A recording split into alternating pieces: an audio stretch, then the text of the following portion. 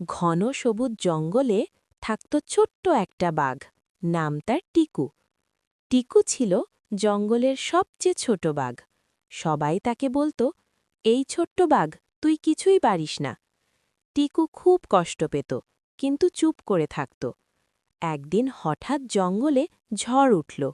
বড় বড় গাছ দুলতে লাগল, পাখিরা উঠতে পারছে না।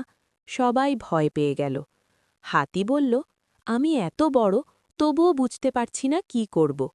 বানর চিৎকার করল, আমরা কোথায় লুকাব? ঠিক তখন টিকু বলল, আমার পেছনে আসো, আমি একটা নিরাপদ গুহা চিনি। সবাই অবাক।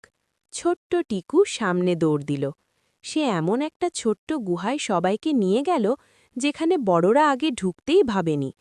ঝড় থেমে গেলে সবাই বুঝল, শক্তি বড় হলে সবসময় বুদ্ধিও বড় হয় না।